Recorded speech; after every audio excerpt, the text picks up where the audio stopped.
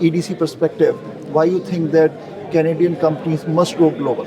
I think, first of all, the Canadian market is a small market. So if any company that needs to grow, and that's most companies who wants to grow over time, if you want to grow, you need to go to the high growth markets that are growing faster. So typically most Canadian companies, often will go international to US. But when you look at globally today, South Asian market, particularly India, then Vietnam, Indonesia, these markets are expanding a lot faster. If you look at the GDP growth, the population growth, the youth, so for Canadian companies to be successful, it really needs to have a global play. Now, where EDC can help is we're an export development corporation, right? We're a crown corporation. Our mandate is to help Canadian companies be successful in exporting. So we can provide the knowledge support, we can provide the risk mitigation support, we can provide credit financing, we could provide working capital. So these are all the programs EDC has. And the Canadian companies can leverage that to go to the international markets. And a lot of them do.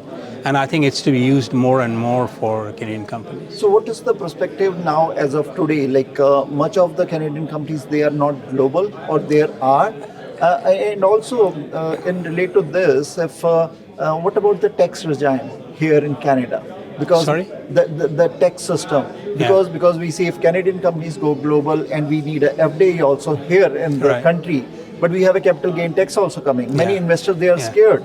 So what do you think on that? So there are a couple of issues here. So in terms of the Canadian companies, they do go global to grow, but often when they're small, especially small and medium-sized companies, they don't have sufficient working capital. They don't have the market knowledge often. So that's where some of these organizations like EDC could facilitate that process. And my request to most of the Canadian companies are, you must avail the resources that are available in the country to be successful. Now on capital gains tax, it is going to be a little bit of an issue. But when you look back, several years ago, it used to be 75% was the rate, and it went down to 50, now it's 67. So it is going to have some impact, but I don't believe it's going to be material enough to say there's not going to be enough inflow of capital. The market will settle around it.